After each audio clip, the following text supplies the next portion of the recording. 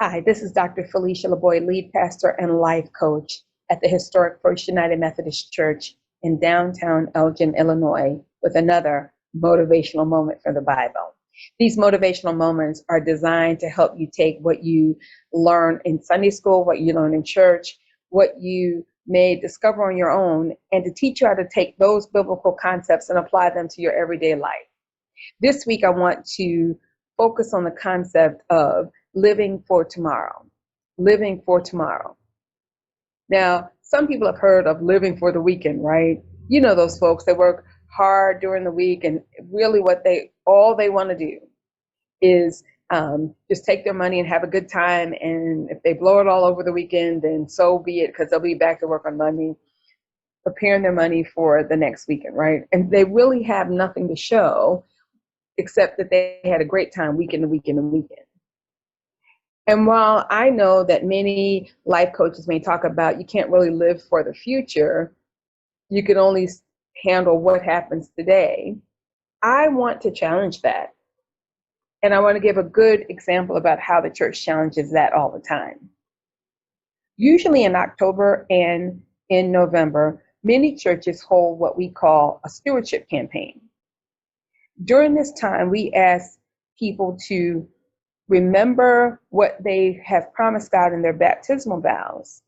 They've promised God their prayers, their presence, their gifts, their financial gifts, their service, and their witness, that they would share the love of Jesus Christ with somebody, right? And a big part of that is usually, depending on what kind of church you go to, is that someone sends you a pledge card. The church sends out a pledge card.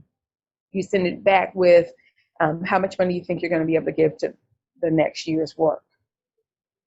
And at any other time, it would be normal to send a card to get a card back, right?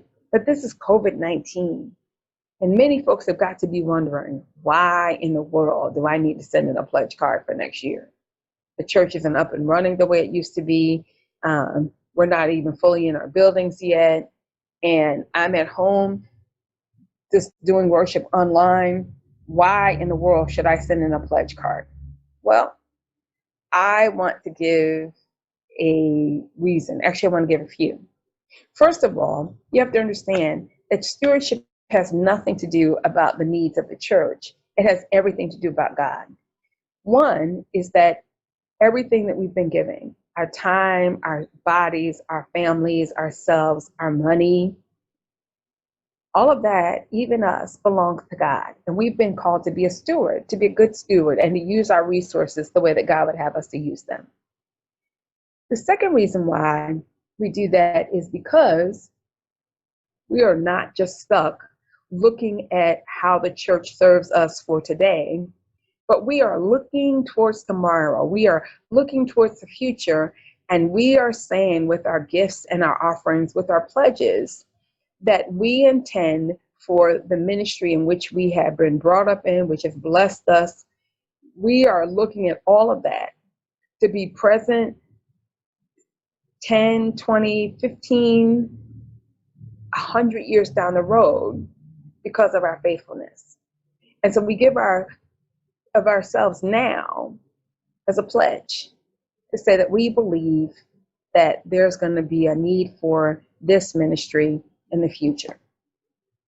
And beloved, this is an idea. If we want to see an example of one who did this and probably gave more than we'll ever think about giving, all we need to do is look at King David. King David, at the end of his life, wanted to build a temple for God. And God told him that he could not build him a temple because he had been a man of bloodshed. He had been a warrior. And so David is sitting in this very opulent palace. It's very majestic and regal, and God's presence is in a tent.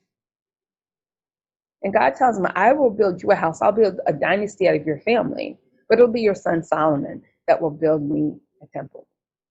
And so 1 Chronicles chapter 22 tells us about the preparations that David made so that Solomon would not have to start over, but would have a good ground to start from in the building of the work.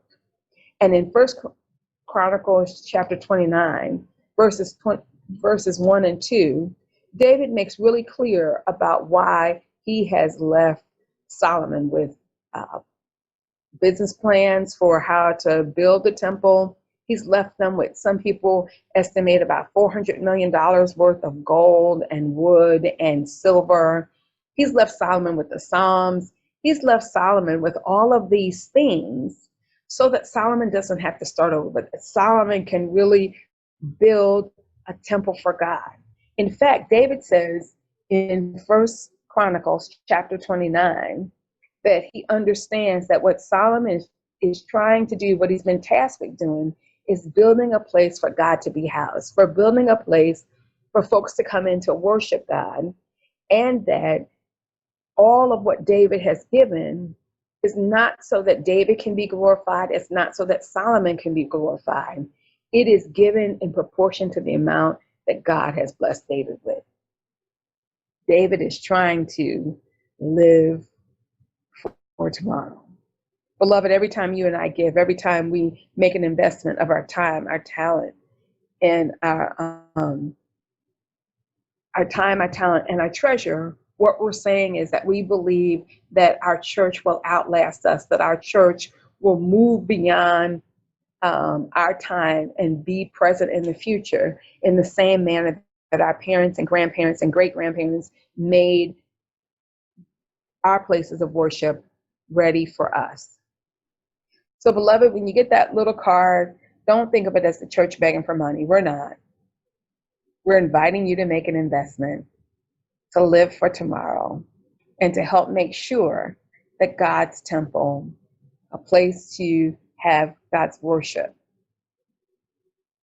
is in place for the next generation and the generation after that to come.